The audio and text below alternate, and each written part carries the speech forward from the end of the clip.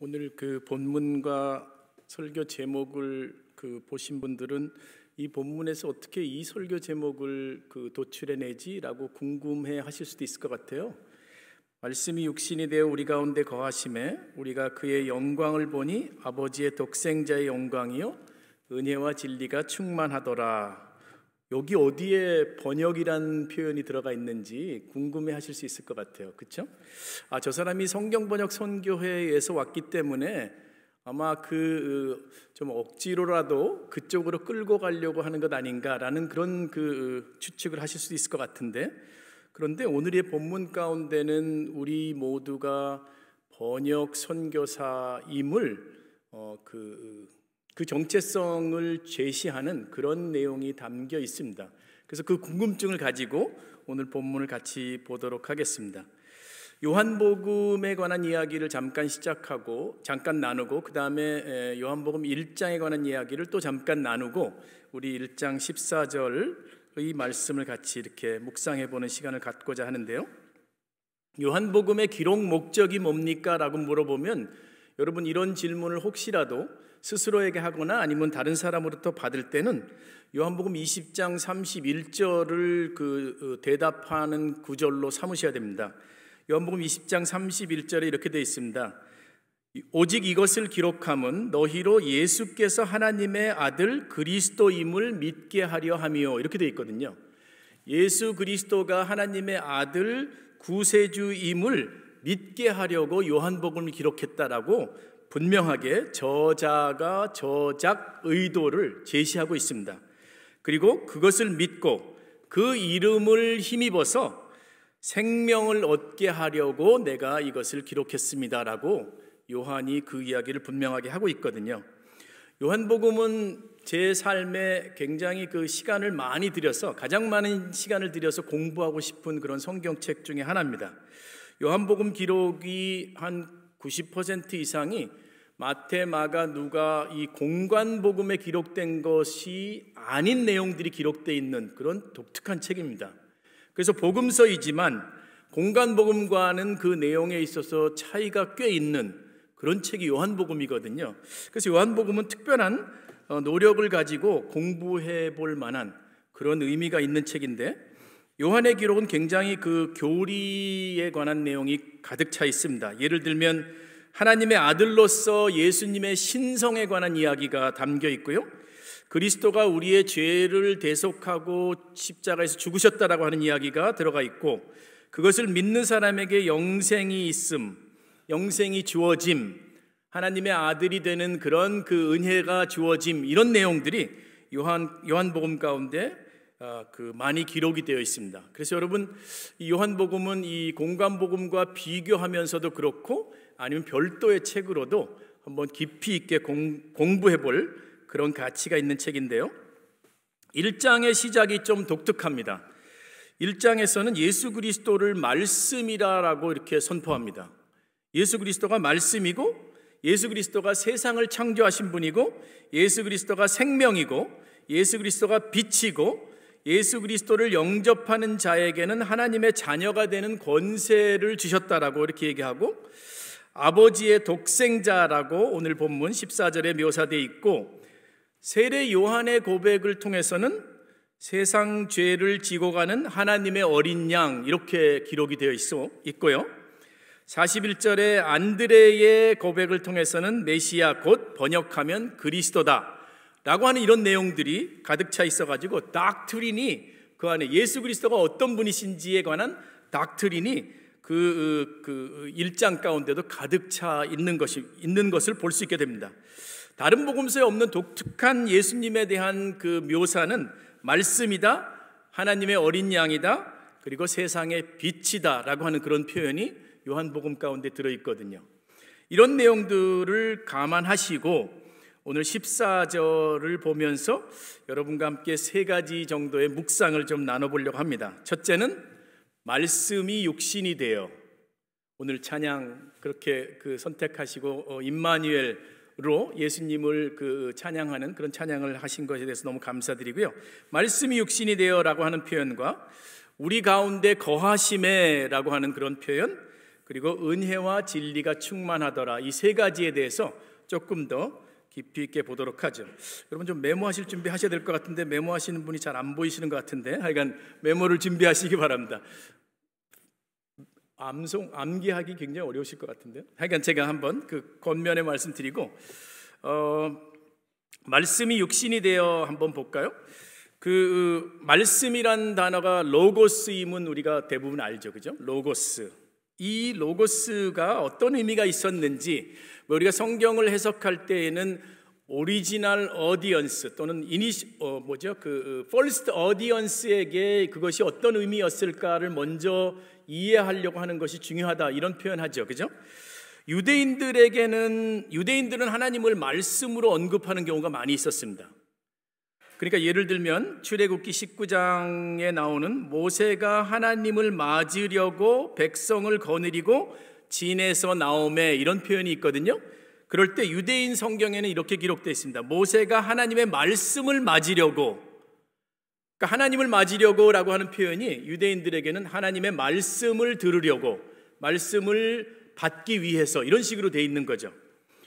그게 이제 유대인의 마음 가운데 잡혀 있는 생각입니다. 하나님의 말씀이 하나님이다라고 하는 그런 생각이 유대인들에게 굉장히 강하게 들어가 있기 때문에 이 그 요한복음을 기록하면서 유대인 어디언스를 염두에 두고 요한은 말씀이 육신이 되었다, 그러니까 하나님이 예수님으로 오셨다, 이런 이야기를 하고자 이런 표현을 한 것이라고 생각할 수 있는 거죠. 또 다른 어디언스인 그 헬라인들, 그리스인들에게는 말씀이라고 하는 것은 세상의 의미와 질서를 부여하는 궁극적인 능력이다라는 생각이 갖고 있습니다. 그러니까 창조 능력이 담겨 있는 것이 말씀이다라고 하는 생각이 이 그 헬라인들에겐 갖고 있기 때문에 유대인들에게는 하나님이 말씀이라는 생각과 이 그 또 다른 어디언스인 이 헬라인들에게는 세상을 창조한 능력이 담겨 있는 것으로서 말씀이라고 하는 이야기가 이해가 되는 거죠. 이런 두 가지 생각을 가지고 이제 사도 요한 제자로서 요한께서는 내가 이런 이야기를 해주고 싶다. 하나님께서 말씀으로 임하신 것이 예수님이고 그 말씀이 바로 그 세상을 창조한 그 능력인데, 그 세상 창조의 능력의 원천이 바로 하나님과 성령님과 더불어 예수님에게 있었다라고 하는 이야기를 하고자 하는 거죠. 이게 이제 오프닝의 그 이야기입니다. 그리고 난 후에 이 그 1절에 보면 태초에 말씀이 계셨는데 이 말씀이 하나님과 함께 계셨으니 그 말씀이 곧 하나님이다 라고 하는 얘기를 하죠. 여러분 이건 숙제로 말씀드릴게요. 그 말씀이 곧 하나님이다 라고 하는 표현을 만약에 하나님이 곧 말씀이다 라고 하는 표현으로 바꾼다면 의미의 변화가 있을까요? 아니면 의미가 똑같이 유지될까요? 한번 생각해 보시기 바랍니다. 말씀이 곧 하나님이다 라고 하는 것과 하나님이 말씀이다 라고 하는 것이 의미가 유지될 것인가 아니면 차이가 있을 것인가, 이건 굉장히 생각해 봐야 됩니다. 예를 들면 오늘 설교자가 홍현민이야 라고 하는 것과 홍현민은 설교자야 라고 하는 것이 같은 의미인지 아니면 의미의 변화가 생기는지를 한번 생각해 보시기 바랍니다. 성경은 이 말씀이 곧 하나님이다 라고 이렇게 표현을 합니다. 그것은 제가 이제 제 생각에는 이렇습니다. 그 하나님이 말씀이다 라고 하는 것과 말씀이 곧 하나님이다라고 하는 것은 의미의 차이가 있습니다. 하나님이 어떤 분이시다라고 이렇게 해버리면 그거에 국한될 수 있는데 하나님 말씀에만 국한되시는 분이라고 볼 수는 없죠. 말씀이 하나님이다 보면 하나님의 속성과 능력 가운데는 말씀이 포함되지만 거기에 국한되지는 않으셔. 하나님은 말씀을 하시는 분이시지만 그러나 또 다른 성품도 가지고 계실 수 있다라고 볼 수 있겠죠. 이런 것들이 이제 우리가 말씀을 읽을 때 굉장히 천천히 읽어야 되고 깊이 읽어야 되고 곰곰이 씹으면서 읽어야 되는 그런 의미가 이 안에 담겨 있다는 것을 또 볼 수 있습니다. 여하튼 오늘 제가 그 묵상을 나누고자 하는 것은 하나님은 말씀하시는 하나님이시다. 그 말씀이 하나님이시다라고 하는 것은 하나님의 속성 가운데는 말씀하시는 분으로서의 그 창조주 하나님, 우리가 그 요한복음을 통해서 볼 수 있다는 거죠. 하나님은 우리에게 말씀하시는 분이시다. 하나님은 예수님과도 대화하시고 이는 내 사랑하는 아들이다, 내가 저로 인하여 기뻐한다 라고 하시는 말씀을 하시고 예수 그리스도와 성령님과 지속적으로 대화하시는 것을 볼 수 있죠. 그리고 또한 그 하나님께서는 우리와도 대화하시는 하나님이시다라고 하는 그런 생각을 우리가 갖게 되었으면 좋겠습니다. 하나님은 디바인 커뮤니케이션을 계속하시는 분이신데 말씀이 육신이 되었다라고 하는 1장 14절의 표현은 하나님께서 스스로를 드러내시기 위해서 말씀으로 우리에게 임하셨다. 그런데 그 말씀을 임하신 분이 누구시냐면 예수 그리스도라고 하는 그런 표현이 이 안에 담겨 있는 것을 보게 됩니다. 자, 이제 아까 제가 그 모두에 이런 말씀 드렸죠. 도대체 1장 14절에서 번역이란 표현을 어떻게 끌어내느냐, 여기에 한번 주목해 보시기 바랍니다. 말씀이 육신이 되었다. 그러니까 예수 그리스도의 삶 전체는 하나님의 말씀이라는 뜻입니다. 그러니까 하나님께서 스스로를 계시해내는데 예수 그리스도의 생애를 통해서 하나님께서 하나님의 말씀을, 하나님의 마음을 표현해냈다라고 이렇게 볼 수 있다는 얘기죠. 여러분, 번역이라는 걸 생각해 보면 번역은 이런 세 그룹으로 생각해 볼 수 있습니다. 소스 랭귀지가 있죠, 그죠? 그 다음에 타겟 랭귀지가 있습니다.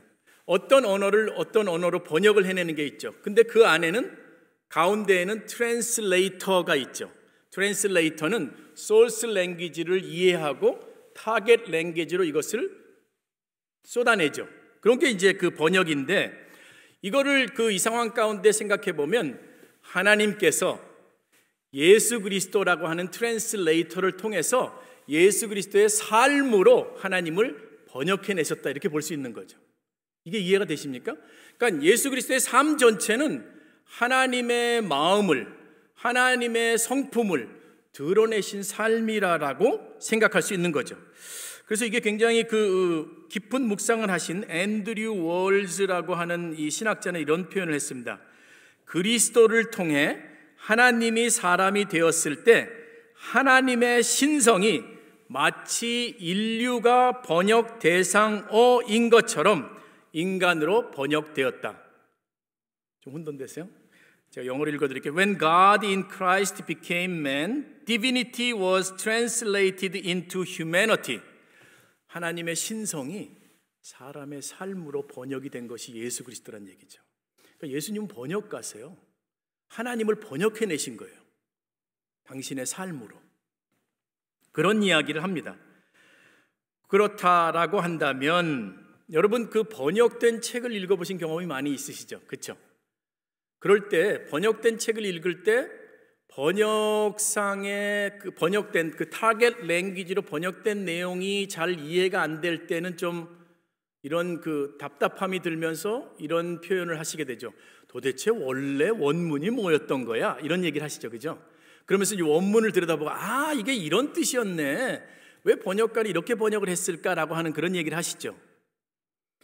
그런 표현을 우리가 하게 될 때 보면, 여러분, 예수 그리스도가 하나님을 번역해내셨을 때 하나님의 아들로서 하나님의 성품을 번역해내신 예수님은 완벽한 번역가이셨습니다. 그분에겐 오류가 있을 수가 없습니다. 그렇죠? 그러면 예수 그리스도를 따라가는 우리들로서는 예수 그리스도의 삶을 21세기 베이사이드에서 우리가 또 우리의 삶 가운데 드러내야 되죠. 다른 말로 하면 우리는 또 예수 그리스도의 삶을 21세기 베이사이드에서 번역해내는 그런 사람들이죠. 예수 그리스도의 제자들은 다 번역가들입니다. 예수님이 번역가였던 것처럼 예수님을 따라가는 사람들도 예수 그리스도의 생애를 자신의 삶 가운데서, 가족 가운데서, 직장 가운데서, 나의 모든 삶의 영역 가운데서 번역해내야 되는 사람들인 거죠. 그런데 그럼 이런 질문을 할 수 있습니다. 아, 번역이 잘못된 책을 읽으면 좀 마음속에 이해가 안 되고 이러는 것처럼 나의 삶을 통해서 하나님을 번역해낸다면, 나의 삶을 통해서 예수님을 번역해낸다면 나의 삶을 보고 어떤 사람들이 저게 그 예수님의 성품 맞아? 저게 예수님이 살아가셨던 가르쳤던 가르침 맞아? 라고 얘기를 한다면 나의 번역은 오류가 있는 거죠. 그러니까 한번 곰곰이 생각해 보시기 바랍니다. 하나님이 거부당하는 이유가 무엇이냐라고 한다면 제일 큰 이유는 인간의 죄성 때문에 거부당하죠. 그렇죠? 동의해 주세요. 그렇죠. 두 번째는 번역이 잘못됐기 때문에 거부당할 수도 있습니다. 내가 예수 그리스도를 번역을 잘 해낸다면 사람들이 내 안에 계시는 내가 번역해 놓은 소스 랭귀지에 관심을 가지고 끌려오게 된다는 거죠. 그게 이제 매력적인 그리스도인이라는 표현이죠. 내가 나의 미성숙함 때문에 하나님을 거부하게 하는 것이 아니라 나의 삶 가운데 예수 그리스도를 번역해내는 것이 계속적으로 오류가 있을 때에 사람들은 하나님에 대해서 오해를 하게 되고 그 번역을 거절하게 되는 그런 것들이 있는 것은 아닌가라는 생각을 해볼 수 있습니다. 위클리프 성경번역선교회는 성경을 번역하는 단체입니다. 성경을 번역하는 단체이지만 저희들의 번역 방법은 기계적으로, 언어학적으로 번역하는 것을 거부하고 우리의 삶을 통한 하나님의 말씀의 번역이라고 하는 그런 모토를 가지고 번역을 합니다. 저희가 1951년에 첫 번역을 진행했거든요. 그리고 난 후에 2000년이 되었을 때 49년이 지난 후에 500개의 언어로 성경을 번역을 했습니다. 저희가 한 7,000명의 전임 선교사들이 함께 일을 하는 단체이거든요. 그런데 50년 동안 500개의 언어로 성경을 번역하고 지금 현재 전 세계에서 2,200개의 언어로 성경을 번역하고 있는데 그 중에 90%가 넘는 번역 프로젝트가 위클리프 성경번역선교회를 통해서 하나님께서 행하고 계십니다. 여러분 전 세계 언어가 몇 개 있습니까? 라고 물어봤을 때 그걸 모르신다면 여러분 잘못 아닙니다. 그건 이영복 목사님의 책임입니다. 이영복 목사님의 문제죠. 왜 목사님이 그걸 안 가르쳐 주셨느냐? 이게 이제 문제일 수 있겠죠. 전 세계 언어가 한 7,300개쯤 됩니다. 7,300개 언어 중에 여러분 이건 굉장히 중요한 통계입니다. 10%가 조금 안 되는 717개의 언어만이 성경 전체를 가지고 있습니다. 그럼 나머지 90%의 언어는 신약만 가지고 있든지 아니면 신약의 일부만 가지고 있든지 아니면 지금 번역 중이든지 아니면 아예 번역도 시작 못했든지 그런 언어인 거죠. What does it have to do with me? 그게 나랑 무슨 상관이 있어? 라고 한다면 여러분 굉장히 심각한 질문이죠. 그건 우리에게 심각한 문제인 거죠. 하나님의 말씀이 예수 그리스도를 통해서 온전하게 번역이 된 지가 2000년이 지났는데 아직도 자신들이 이해할 수 있는 마음의 언어로 성경이 번역되지 못한 그런 부족어가 많이 있다고 하는 것은 굉장히 심각한 문제죠. 그것은 우리들의 책임이고 하나님께서 아마 우리들을 바라보시면서 너는 이 일에 어떻게 참여하고 있니? 어떻게 참여하고 싶니? 라고 물어볼 것입니다. 마치 우리의 삶 가운데 매일매일 예수 그리스도를 번역해내야 되는 것처럼 누군가는 어느 부족 가운데 들어가서 그 부족들과 함께 살면서 삶으로 하나님의 말씀을 번역해내고 그리고 언어적으로도 하나님의 말씀을 번역해내는 일을 해야 되는 것이죠. 그래서 여러분 중에 그런 위클리프 성경번역선교회와 같은 단체를 통해서 어느 부족에겐가는 번역을 진행하는 일을 감당하거나 또는 여러분 중에 연결되어 있는 많은 번역 선교사들과 함께 동역하는 일들이 진행됐으면 참 좋겠습니다. 그게 이제 제가 첫 번째 나누고 싶었던 얘기고요. 첫 번째 나눔의 제목은 뭡니까? 말씀이 육신이 되었다는 것이 무엇입니까? 예수 그리스도께서 하나님을 번역해내신 번역 선교사입니다. 우리들도 예수 그리스도를 번역해내는 번역 선교사이어야 합니다. 라고 하는 그런 얘기를 하는 거죠. 두 번째는 우리 가운데 거하심에라고 하는 이야기를 하고 싶습니다. NIV는 He made His dwelling among us. 예수 그리스도께서 자신의 거처를 우리 가운데 만드셨습니다 라고 하는 표현이 있습니다. 유진 피터슨의 메시지 성경 가끔 보세요. 참고하십니까? 거기에 보면 이렇게 되어 있습니다. He moved into the neighborhood. 예수님이 우리 마을에 이사 오셨다 이렇게 되어 있습니다. 예수님이 우리 마을에 이사 오셨다. 그게 무슨 뜻일까요? 우리 가운데 거하심에라고 하는 표현은 우리 위에 군림하시는 분이 아니라 우리 가운데 사시는 분이시다라고 하는 그런 의미가 들어 있습니다. 그것은 교제라고 하는 펠로우십이라고 하는 의미가 굉장히 강력하게 담겨져 있는 표현입니다. 우리 가운데 거하시는 분. 예를 들면 에스겔서 37장 27절 같은 데 보면 하나님이 이렇게 말씀하십니다. 내 처소가 그들의 가운데 있을 것이며, 이렇게 되어 있거든요. 하나님께서 하나님의 처소를, 태버네클이죠, 태버네클, 장막을 이스라엘 백성들 가운데 만드신다는 그런 표현이 에스겔서에 있는 것처럼 똑같은 의미가 예수님이 말씀이 되셔가지고 말씀이 예수님이 되셔가지고 우리 가운데 오셨다는 것이 우리들 가운데 사신다는 그런 표현으로 되어 있습니다. 거하심에, 이게 오리지널 어디언스한테 들렸을 때는요 바로 이해가 됐을 것 같아요. 무슨 단어로? 장막이라는 단어로, 태버네클이라는 단어로 바로 이해가 됐을 것이라고 저는 생각합니다. 혹시 메모하시는 분을 위해서 이런 단어 하면 이제 그 다음부터 이제 되게 그 주석서 봤다는 거 자랑하나 이런 표현 하시는데, 그래도 그냥 갖고 계시면 좋을 것 같아요. 헬라어로서는 이거 에스케노센 이렇게 얘기합니다. 에스케노센. 하나님이 우리 가운데 거하심에, 이런 단어거든요. 거한다, 에스케노센이라는 단어가 사실은 태버네클, 장막이라는 단어와 직결되어 있는 의미가 있는 그런 단어입니다.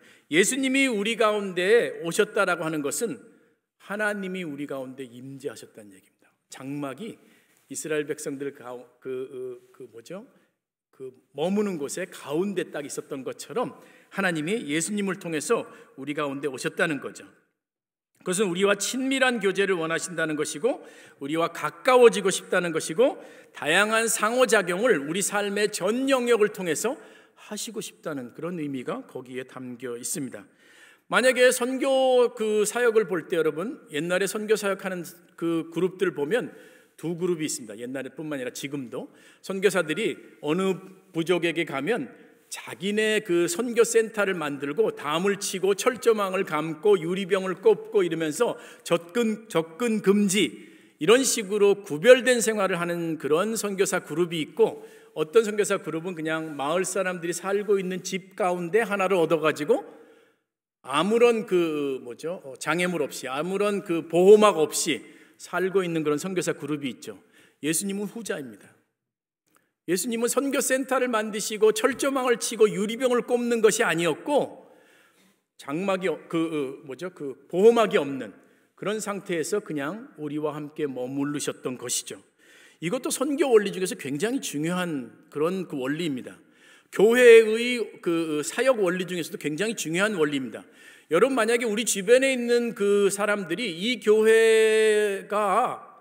교회를 접근하는 것이 문화적으로나 거리적으로나 시큐리티 측면에서나 거리낌이 있다라고 한다면 예수 그리스도가 살아오셨던 것과는 큰 차이가 있는 것이라고 보는 게 맞습니다.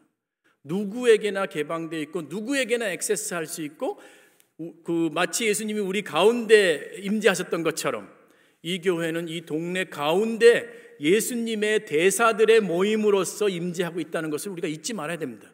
선교적 교회의 중요한 원리입니다. 그렇다고 해서 빙고 게임 쪽으로 가자는 것 아니고, 그렇다고 해가지고 여기가 다른 형태의 비즈니스 운영 쪽으로 가야 된다는 얘기를 하는 것이 아니고, 바로 우리 하나님의 백성들의 모임이라고 하는 것은 예수 그리스도의 성육신을 세상 가운데 디스플레이하는 모임이다라고 하는 생각이 우리 회중들 가운데 명확해야 된다는 얘기를 여러분과 나누는 거죠. 육신이 되어 우리 가운데 거하시는 예수님은 나의 삶의 모든 면을 나하고 나누고 싶어 하시고, 삶의 모든 면을 하나님께서는 우리의 삶을 통해서 번역해내라, 번역해 줄 수 있겠니? 라고 하는 그런 메시지를 전달하는 그런 삶이라고 하는 것을 여러분과 나누고 싶습니다. 장막을 치다, 임재하다 또는 태버네클, 이런 표현은 여러분 한번 메모해 놓으시겠어요? 고린도후서 12장 9절에도 있고요, 계시록 7장 15절에도 있습니다. 고린도후서 12장 9절에는 나에게 이르시기를 내 은혜가 너에게 족하다, 이는 내 능력이 약한 데서 온전하여 짐이라 하신지라. 그러므로 도리어 내가 크게 기뻐함으로 나의 여러 약한 것들에 대해 자랑하리니 이는 그리스도의 능력이 내게 머물게 하려 함이라. 약한 것을 자랑하는 사도 바울의 이유가 뭐냐면 하나님의 능력이 내게 머물게 하기 위해서 그렇다는 얘기를 하는 겁니다. 약함 가운데 있는 하나님의 백성들 가운데 하나님의 능력이 임재한다라고 하는 그런 얘기가 있습니다. 놀라운 얘기입니다. 그래서 그 기독교 신학은요, 강함의 신학이 아니고 기독교 신학은 약함의 신학입니다. 하나님 안에서 내가 아무것도 스스로 할 수 있는 일이 없음을, 구원과 성화와 이 모든 것들이 나의 능력 가운데는 될 수 없음을, 예수 그리스도를 나의 삶 가운데 번역해내는 것이 내가 가능하지 않다라고 하는 것을 가난한 마음으로 고백하는 사람들에게 하나님의 능력이 임한다는 약속이 고린도후서에 있는 거라고 볼 수 있습니다. 이거 놀라운 약속입니다. 여러분, 기독교를 강함의 신학적으로 보시면 wrong interpretation입니다. 하나님 안에서 우리는 약한 사람들, 스스로 아무것도 감당할 수 없는, 선한 일을 아무리 하려고 하더라도 내 안에서 선한 일을 추구하려고 하는 마음이 들다가도 그것을 행할 수 없다라고 하는 그런 약함의 고백 가운데 하나님께서 그러면 내가 너를 통해서 나를 드러내 볼까라고 하시는 그 신학이 바로 우리 그 기독교 신학인 것을 여러분 이해하시기 바랍니다. 계시록 7장 15절에 큰 환난 후에 보좌에 앉으신 이가 우리들 가운데 장막을 치신다라고 하는 그런 약속이 있습니다. 그리고 다시는 목마르지 아니하고 해나 아무 뜨거운 기운이 상하지 않게 하실 것이다라고 하는 약속이 있거든요. 그게 이제 세상 끝날 가운데 하나님이 우리 가운데 다시 온전하게 임하신다는 약속이 거기 있거든요. 자, 그게 이제 두 번째, 우리 가운데 거하신다는 얘기고요. 세 번째, 은혜와 진리가 충만하다라고 하는 얘기 한 가지만 짧게 묵상하고 마치도록 하죠. 예수 그리스도께서 그 말씀이 예수님이 되셔가지고 우리 가운데 머무시는데 우리 가운데 머무시고 은혜와 진리가 충만하더라. 충만하다는 것 너무 그 감격스러운 표현이죠. 근데 그분 안에는 뭐가 충만하냐면 은혜와 진리가 충만하다. 아마 이런 묵상이 우리한테 가능할 것 같아요. 예수님께서는 십자가를 통해서 그리고 전생애를 통해서 하나님이 가지고 계시는 하나님의 백성들을 향한 하나님의 은혜를 가장 선명하게 드러내셨다. 그분께서는 예수님을 보내시고 하나님의 나라의 도래를 선포하시고 그리고 십자가에서 우리를 대신하여 죽으시고 부활하신 그것이 그리고 다시 오시겠다라고 하는 약속과 더불어 성령을 보내주신 것, 이것이 바로 하나님의 은혜의 극명한 표현이다. 여러분, 우리가 삶 가운데 많은 은혜를 구하잖아요. 사실은 그 은혜들을 계속 구해야 되지만 그러나 이미 하나님께서는 하나님의 은혜 중에 은혜를 우리에게 보내주신 거죠. 그분이 바로 예수 그리스도신 거죠. 이것이 이 표현 가운데 있는 거죠. 은혜와 진리가 충만하신 분이 우리 가운데 임하시고 하나님을 우리에게 소개해 주시고 설명해 주시고 하나님의 백성은 그렇게 사는 것이다 라고 하는 이야기를 가르쳐 주신 것이죠.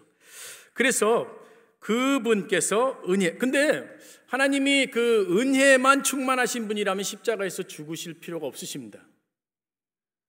하나님은 진리도 충만하신 분이시기 때문에 하나님께서는 하나님의 뜻에 어긋난 그 대가를 치르려는 공의를 실천하셔야만 하기 때문에 진리도 함께 충만하신 분이시기에 그 아들을 십자가에서 죽게 하셨다라고 볼 수 있는 거죠. 하나님은 스스로에게 진실되신 분이십니다. 하나님은 진리 그 자체이신 분이십니다. 하나님께서 진리를 이렇게 구부려 트리실 수가 없는 거죠. 돌아가실 수가 없는 거죠. 그렇기 때문에 유일한 해결책으로 아들이 십자가에서 죽게 함으로써 대속의 길을 열을 수 있는 유일한 방법이 되신 거죠. 그렇기 때문에 하나님께서는 은혜와 진리가 충만한 그런 유일한 대안으로 아들을 세상 가운데 보내시고 십자가에서 죽게 하신 거라는 그런 우리가 생각을 해볼 수 있습니다. 그러니까 십자가는 간단히 표현한다면 하나님의 은혜와 진리가 만나는 곳이다 이렇게 표현할 수 있는 거죠. 하나님의 은혜와 진리가 만날 수 있는 유일한 장소가 아들의 대속적인 죽음이라고 그것이 일어난 십자가라고 볼 수 있는 것이죠. 마무리해 볼까요? 말씀이 육신이 되어라고 하는 그런 표현과 관련돼서 예수님의 삶 자체가 하나님의 말씀이라면 예수님의 제자들의 삶도 하나님의 말씀을 번역해내야 합니다. 나의 삶이 하나님을 잘 번역하고 있는지 아니면 오류투성이인지는 한번 우리가 묵상해 봐야 됩니다. 두 번째, 우리 가운데 거하심과 관련해서 예수님이 우리 가운데 거하신다는 것은 우리와 친밀한 교제를 하기를 원하시는 그런 의미가 있고, 나는 지금 누구 가운데 거하고 있으며 그 거하는 중에 세상 가운데서 그 하나님의 말씀을 디스플레이하고 있는가? 라고 하는 그런 삶을 살고 있는가를 생각해 봐야 되고, 은혜와 진리가 충만하셨다라고 하는 말씀과 관련해서는 나는 하나님의 은혜와 진실됨을 감사하고 있느냐? 드러내고 있느냐? 나를 봤을 때 사람들은 그 은혜와 진리를 둘 다 경험하고 있느냐? 라는 그런 생각을 해보실 수 있습니다. 마지막은 이겁니다. 여러분, 번역 선교사가 되셨으면 좋겠습니다. 하나님의 은혜를 구하면서 매일매일의 삶 가운데 하나님의 말씀을 번역해낸, 당신을 보면 하나님이 누구신지를 이해할 수 있겠어 라고 하는 그런 감사의 표현들이 나의 삶 가운데 매번 들을 수 있었으면 좋겠습니다. 여러분, 그 삶 가운데 번역 선교를 하시다가 또 하나님께서 인도하시면 성경 번역 선교회에 좀 조인하셨으면 좋겠습니다. 일꾼이 많이 필요합니다. 지금 번역되고 있는 2000개 언어 말고도 남아있는 언어의 번역을 위해서도 여러분께서 번역 선교사로 참여하시고 또 같이 동역하시는 그런 일이 교회 안에 계속 있었으면 좋겠습니다.